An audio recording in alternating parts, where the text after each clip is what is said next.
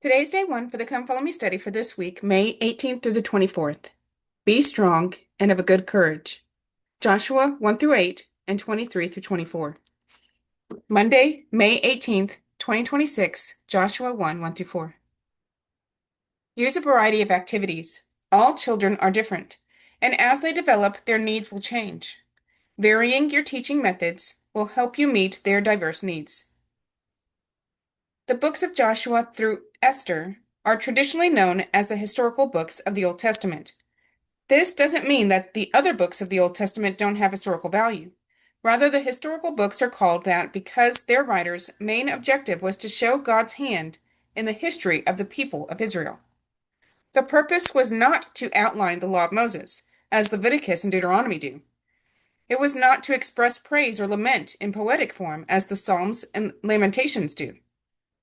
And it was not to record the words of prophets, as the books of Isaiah and Ezekiel do.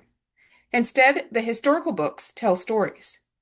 Naturally, these stories are told from a certain point of view, just as it's impossible to look at a flower, rock, or tree from more than one angle at a time.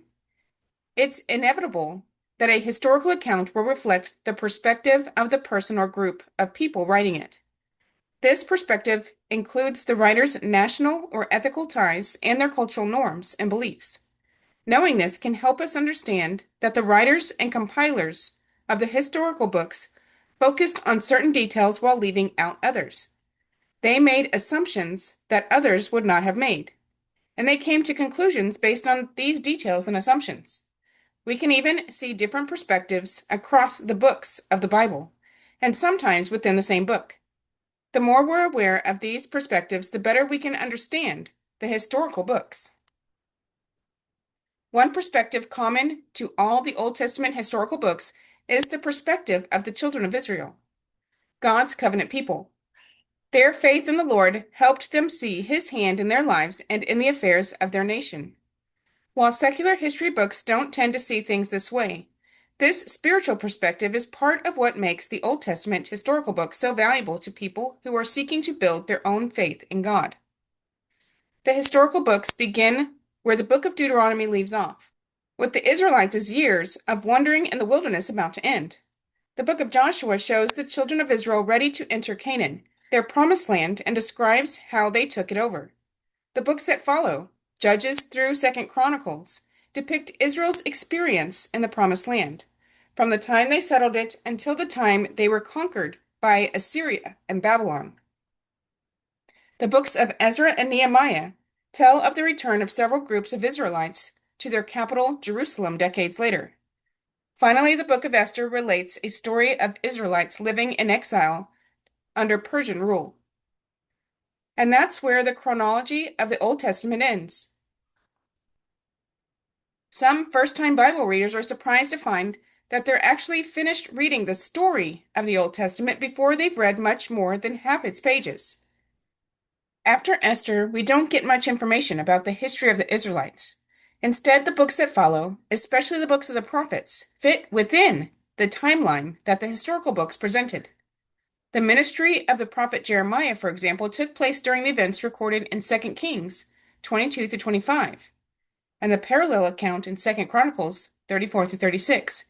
Knowing this can influence the way you read both the historical narratives and the prophetic books. When reading the Old Testament, as with any history, you're likely to read about people doing or saying things that to modern eyes seem strange or even troubling. We should expect this. Old Testament writers saw the world from a perspective that was, in some ways, quite different from ours.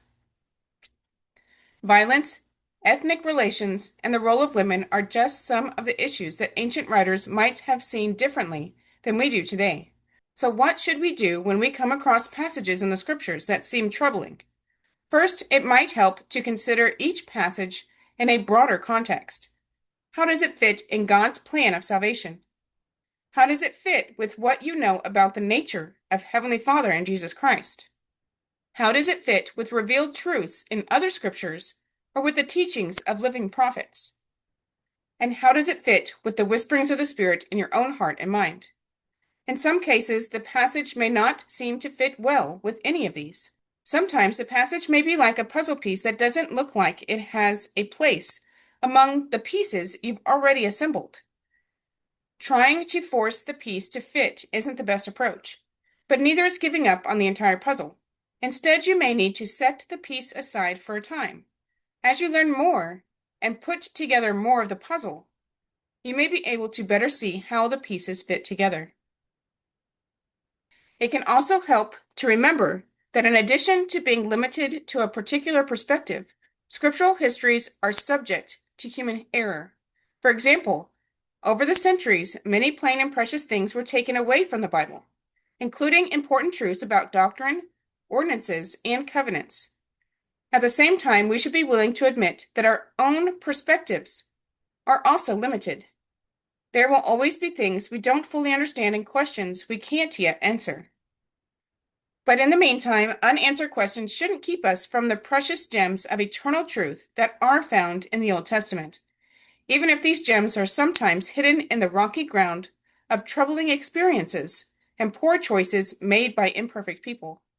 Perhaps the most precious of these gems are the stories and passages that testify of God's love, especially those that point our minds toward the sacrifice of Jesus Christ. Viewed from any angle, gems like these shine just as brightly today as they did back then. And because these accounts tell of the covenant people of God, men and women who had human weaknesses and yet loved and served the Lord, gems of truth abound in the historical books of the Old Testament. The Book of Joshua. The Book of Joshua recounts the Israelites' entrance into the Promised Land under the leadership of the prophet Joshua. This book demonstrates the Lord's faithfulness in keeping his covenant with Abraham to give the Israelites the Promised Land. It also describes Israel's covenant responsibility to remember the Lord and keep his commandments. The book can be divided as follows: Joshua 1 through 12, Israelites' entrance into and conquest of the Promised Land. Joshua 13 through 22, settlement of the Promised Land. Joshua 23 through 24, Joshua's final exhortations and renewal of the covenant. The book of Joshua is so called not because he is the author, but because he is the principal figure in it. It describes 1. The conquest of Canaan, 2. The allotment of the land among the tribes, and Joshua's final exhortations. 1. The conquest of Canaan. The story of the conquest falls into two sections of nearly equal length, but very dissimilar in the fullness and minuteness of the particulars they give. A. Joshua 1 through 6. Description of the way in which the Jordan was crossed, the headquarters of Israel fixed at Gilgal, Jericho taken, and command of the passes to the higher plateau of western Canaan secured. B. A condensed account of the victories of Israel over the inhabitants of this higher plateau, consisting of 3 parts, relating to the central, southern, and northern portions respectively. This narrative concludes with a general statement of the results of the conquest and a list of conquered cities. 2. The allotment of the land among the tribes of Joshua's final exhortations. This section falls under 3 heads. A. Joshua 13. The assignment of the eastern territory to Reuben, Gad, and half of Manasseh. B. Western territory to Judah, to children of Joseph, and to several remaining tribes. C. Joshua 20 through 21. The arrangements about the cities of refuge and the provision for the Levites. The book concludes, Joshua 22 through 24, with an account of the setting up of the altar by the Transjordanic tribes and Joshua's farewell address. The book was regarded by the Jews as the first of the former prophets, but it is more properly a continuation of the first 5 books. The book of Joshua is one of the most important writings in the Old Covenant, and should never be separated from the Pentateuch, of which it is at once both the continuation and completion. Between this book and the 5 books of Moses, there is the same analogy as between the 4 Gospels and the Acts of the Apostles. The Pentateuch contains a history of the acts of the great Jewish legislator and the laws on which the Jewish church should be established. The book of Joshua gives an account of the establishment of that church in the land of Canaan, according to the oft-repeated promises and declarations of God. The Gospels give an account of the transactions of Jesus Christ, the great Christian legislator, and of those laws on which his church should be established and by which it should be governed. The Acts of the Apostles gives an account of the actual establishment of that church, according to the predictions and promises of its great founder. Thus, then, the Pentateuch bears as pointed a relation to the Gospels as the book of Joshua does to the Acts of the Apostles. Clarke called the Old Testament the Jewish Church, meaning the organization founded by Jehovah among the early Israelites. But Latter-day Saints know that Jehovah was the premortal Christ. This fact explains the remarkable parallels. Both churches were the Church of Jesus Christ, given in different circumstances and with different priesthood emphasis. But in both cases, baptisms were performed, and the principles of righteous living and faith in God were clearly taught. These parallels sought that the book of Joshua may continue the typology or symbolism of Christ, just as did the law of Moses. Indeed, Latter-day Saints are taught that Moses was in the similitude of the only begotten. Just as Moses, in his role as prophet, lawgiver, mediator, and deliverer, was a type of Jesus Christ, so Joshua, who led Israel into the promised land, was also a type of Jesus, who leads all the faithful into the ultimate land of promise. Joshua, the son of Nun, of the tribe of Ephraim, was first called Oshay, or Hoshe, which signifies saved as savior, or salvation. But afterwards Moses, guided no doubt by a prophetic spirit, changed his name into Yehoshua, or Joshua, which signifies he shall save, or the salvation of Jehovah, referring, no doubt, to his being God's instrument in saving the people from the hands of their enemies, and leading them from victory to victory over the different Canaanitish nations, till he put them in possession of the promised land. By the Septuagint, he is called Jesus Noah, or Jesus, son of Nave, and in the New Testament, he is expressly called Jesus. In other words, in the original Hebrew, both Joshua and Jesus were the same name. These are further analogies between organizations of the Old and New Covenants. On this very ground of analogy, Christ obviously founded the Christian church. Hence he had his 12 disciples, from whom the Christian church was to spring, as the Jewish church, or 12 tribes, sprang from the 12 sons of Jacob. He had his 70 or 72 disciples in reference to the 72 elders, 6 chosen out of each of the 12 tribes, who were united with Moses and Aaron in the administration of justice, etc., among the people. Christ united in his person the characters both of Moses and Aaron, or legislator and high priest. Hence, he ever considers himself, and is considered by his apostles and followers, the same in the Christian church that Moses and Aaron were in the Jewish. As a rite of initiation into his church, he instituted baptism in the place of circumcision, both being types of the purification of the heart and holiness of life, and as a rite of establishment and confirmation, the Holy Eucharist, the Lord's Supper, in place of the Paschal Lamb, both being intended to commemorate the atonement made to God for the sins of the people. The analogies are so abundant, and indeed universal, that time would fail to enumerate them. On this very principle, it would be a matter of high utility to read these Old Testament and the New Testament books together, as they reflect a strong and mutual light on each other, bear the most decided testimony to the words and truth of prophecy, and show the ample fulfillment of all the ancient and gracious designs of God. After Moses was translated, the Lord directed Joshua to lead Israel into the promised land. The Lord assured Joshua that he would be with him and commanded Joshua to be strong and courageous. Joshua sent 2 spies into Jericho. There Rahab saved the spies from capture, and in exchange they promised to preserve Rahab and her family from the forthcoming destruction. The Lord stopped the waters of the Jordan River so the Israelites could cross on dry ground and enter the promised land. The Israelites were successful in conquering the promised land only as they were obedient to the Lord. At the end of his life, Joshua called the Israelites together and warned them against worshiping other gods. The people made a covenant to serve and obey the Lord. How do you feel when you stand on the verge of reaching a long-awaited goal? Are you happy, sad, or relieved that the journey is nearly over? Are you frightened of the tests and trials that still lie ahead? Or do you view your future with courage and faith in God? It has taken several generations, but the Lord's promise was about to be fulfilled.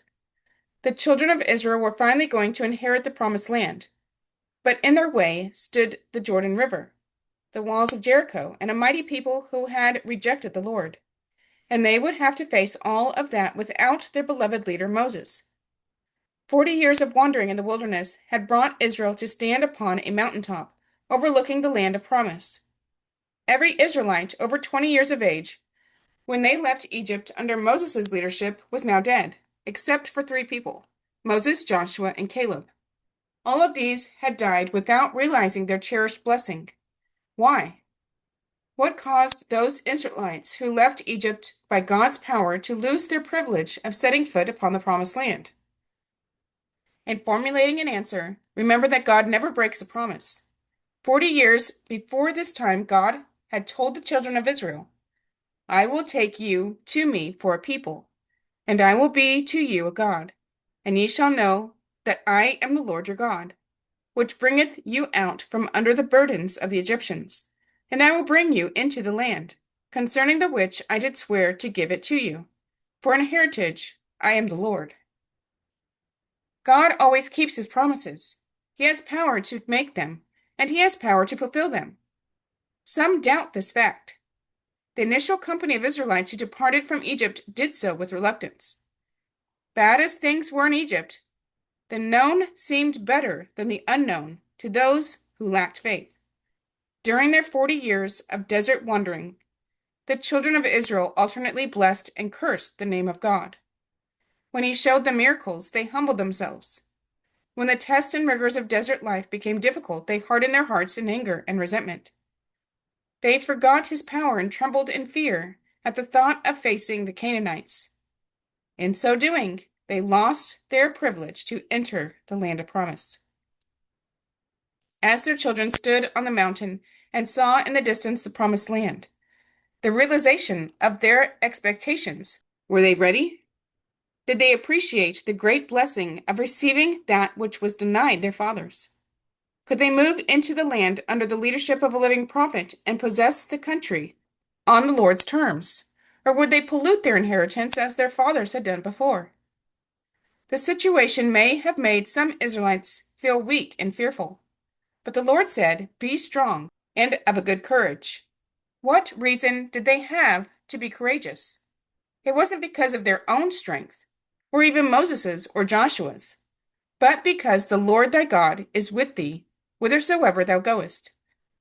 When we have our own rivers to cross and walls to bring down, wonderful things can happen in our lives because the Lord will do wonders among us.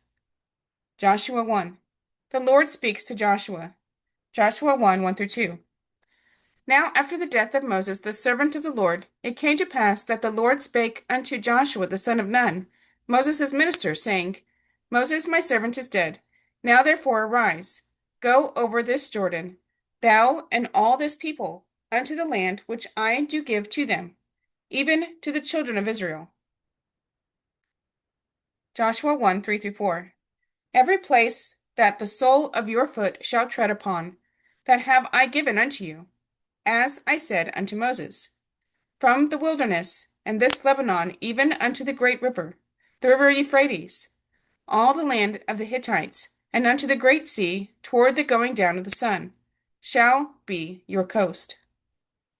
Biblical Israel is generally thought of as that region south and southwest of the Lebanon mountains, north and east of Egypt, east of the Mediterranean coast plain, and east of the Arabian desert.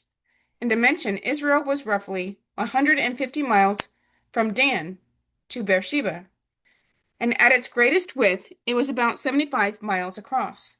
The Lord promised Joshua that the original extent of the land promised to Abraham was to be given to Israel. Although the Israelites who went into the promised land with Joshua were generally faithful and obedient, as a nation, Israel soon returned to their old ways and lost the blessings promised to them in winning the whole land. Not until the time of David and Solomon, about 200 years later, did Israel control the land given in the original covenant, and then only for a short while, for they soon lost the outermost part of it again.